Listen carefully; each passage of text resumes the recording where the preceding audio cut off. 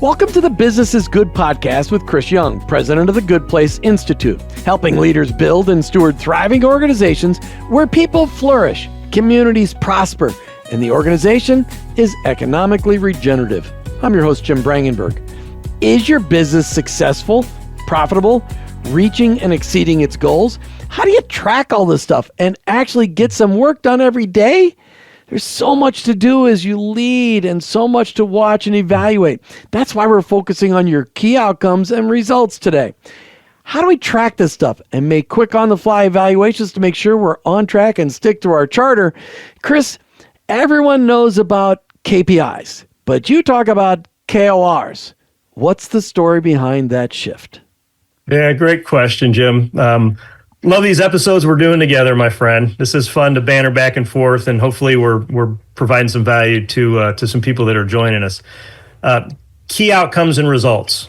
They are very close to KPIs. Obviously, key performance indicators, or OKRs is another one that just came on the scene a few years ago.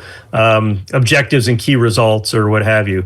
But there's two parts to key outcomes and results. First is the key outcome part, which comes directly from the charter, which we talked about in a previous episode, and then the results. What are those units of measure that you monitor that indicate that you're achieving an outcome, that indicate that you're fulfilling the charter? That's one of the more important things with this key outcomes and results concept, and the dashboard that's associated with it is answering the question, how do you know you're fulfilling your charter? A lot of business owners that are listening today, they say, I don't have time to set goals. I just need to sell stuff. I just need to get that. Why is it so important that we track this stuff? Why is it so important that we set goals or outcomes? Yeah. Well, one thing is that it helps us define what the purpose of the organization is and how we define success. But I thought that's what the charter did. That's what the charter does. And then I always say, if you're at a family reunion or a family picnic, and somebody says, "What do you do?" and you say, "This is what I do." How do you know you're accomplishing that? So that's what the KOR's dashboard does. How do you know you're accomplishing that charter or that purpose of the organization? I live in a part of the country where people go to family reunions to look for a date. So, all right, moving right on. Sorry. Okay. All right. So give us a real world picture. I mean, so people could drive home this concept. Give us a real world picture of a KOR dashboard and how it's used on a day-to-day basis. Yeah, great question. So there is a method to the madness regarding how do you identify the key outcomes, and then how do you identify the results that actually, come underneath those key outcomes. But the storyline of the dashboard, Jim, is we'll get into this in managing systems because they all integrate together with this Good Place operating systems thing. But the storyline of the dashboard and how it's meant to be used is, hey, there's a particular time frame that you monitor these results. Usually it's monthly. We like to do things in months and quarters and, that kind of thing. But then there's history. So what is the organization in this particular result? What is it produced in the past? And then we do some stewardship planning. What is it supposed to produce in the future? Now, on a monthly basis or weekly or annually or whatever the time frame is, now we're going to say, what is it actually producing? And are we, what's the status of that? We like to use, the stoplights, red, yellow, green. You can do whatever you want. Are you on track? Are you off track? But then it doesn't stop there. And lots of organizations stop at the data. The KOR dashboard moves on to a stewardship mindset because we want to learn why we're performing the way we're performing, or learn why we're producing what we're producing in order to improve it. And so the KOR dashboard actually brings in a stewardship cultural component into the organization. So it's not just looking at the numbers. It's looking at the reason behind the numbers, which is really the people. I mean, you're actually bringing, it's not just, numbers aren't just numbers anyway. They're people. It's the impact on people's lives, whether it's employees or customers or vendors. It's people impact, and trying to make sure that you're impacting the people the way you want them impacted, right? That's what you're saying. The KOR is helping you do that?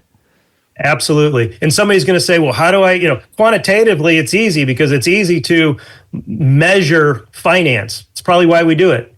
We measure the means to the ends so much more than we actually monitor the ends, because money's always a means. It's never an ends, right? But it's the number one thing we measure all the time.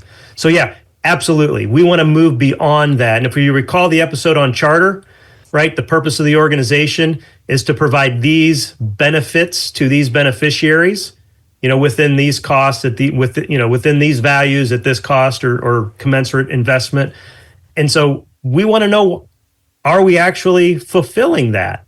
Are we actually delivering the benefits or the value to, like all that you said, to people, right? To employees, to customers, to the industry, to suppliers, in a way that's, we call it economically regenerative. You love that phrase, I know, but that, and then you measure the monetary part for sure. So all of this is helping leaders not only stay aligned with the KOR dashboard. The KOR dashboard is not only helping people stay aligned with their charter, but how does this, I meant to ask that as a question, but it didn't come out as a question. I mean, that's really, is your KOR like your compass? You're like, hey, we're going left, we're going right instead of staying true north? I mean, is that how you're using it? In a way, yes. It does, love that phrase. It does keep you on true north, but it also, it is about monitoring, data, right? Monitoring revenue and profit also, for sure. Monitoring turnover, monitoring customer satisfaction, monitoring the development of an employee from entry level to their full competency.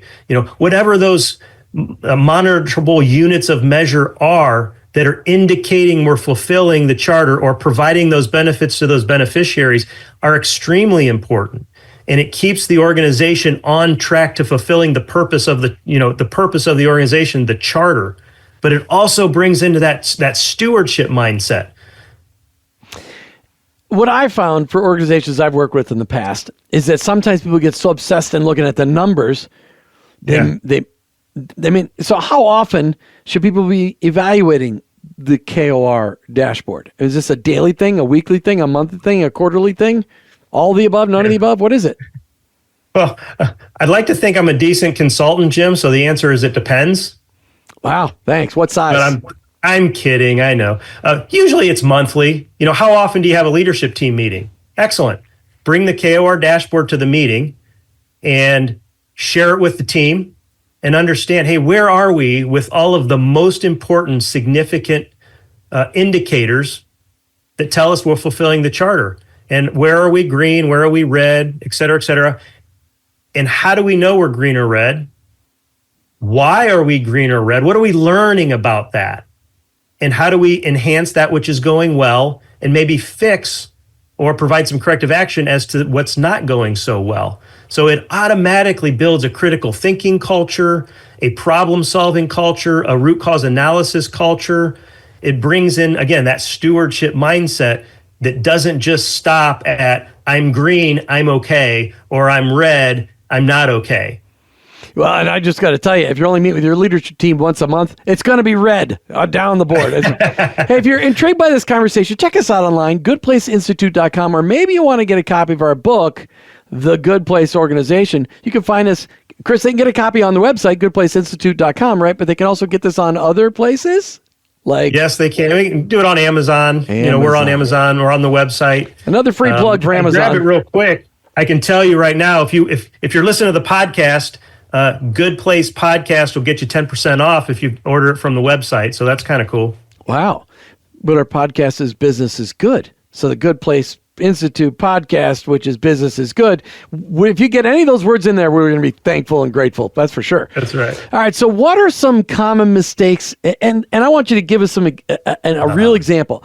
Common mistakes when people try to measure their success and they, I don't know. To me, it seems like people obsess with certain numbers and not other numbers. What are common mistakes people make?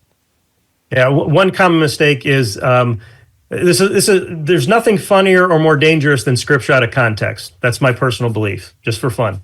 And so what I like to say is You know how it says that love covers a multitude of sin? So in the KOR dashboard, a common mistake is green covers a multitude of sin. And that's probably the number one mistake is I'm in a leadership team meeting, or if you want to bring it home, I'm sitting around the kitchen table and my son got 5 A's and 1 C this semester. Guess what the conversation is around the dinner table? Well, you know it's about the C. What the heck? Yep. You get 5 A's, 1 C. What's the deal? Yeah, that's what the conversation. You know what? And that's the same with leadership team meetings. We have five things that are on track. Great job, Jim. And we have one thing that's red. Chris, what's wrong? Let's spend the next 50 minutes of our leadership team meeting trying to fix it. Well, no, we want to equally understand why we're doing well at some things. Case Western calls it appreciative inquiry.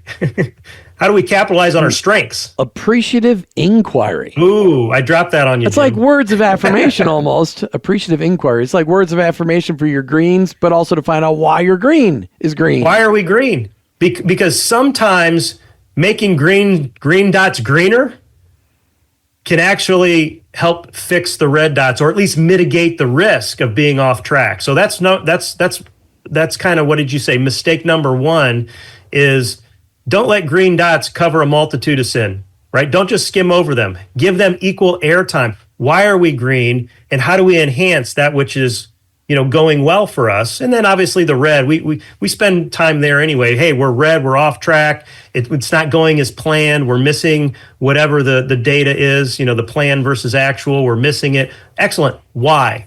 We want to know why. We want to have intimate knowledge of that system and what it produces. And we want to have intimate knowledge of the people that work within that system and how to develop them to do the best job they can do. I would guess that organizations that take the time to ask the why are far more successful long-term than those that don't. Is that true? I think it is. I don't come across a lot of organizations that move beyond the data, though, Jim. So asking the why. There's a research project for, what was that, the McKinsey group Right. or something? Did you write? We should go back to them. That's right. But when you ask the why, it sets you apart. It really sets you apart. It does. And when you ask the why in the context that we're talking about, again, it could be the organizational leadership team, or it could be a departmental leadership team, or when you start asking why, and you create a learning environment where it's safe to learn from each other and then suggest improvements and implement those improvements, because we introduce what we call the stewardship cycle. I think I mentioned that before, right? We're managing, we're monitoring, we're learning and improving, and that's a stewardship cycle. We'll talk about what we're managing in a subsequent episode, but we're monitoring key outcomes and results, obviously. We're learning the root cause of performance and why we're producing those results, no matter if they're good or bad. And then we're recommending improvements, and then we're putting improvements back into the system. And it's not an improvement unless it moves the needle positively on a result. And that's brought about on that KOR dashboard.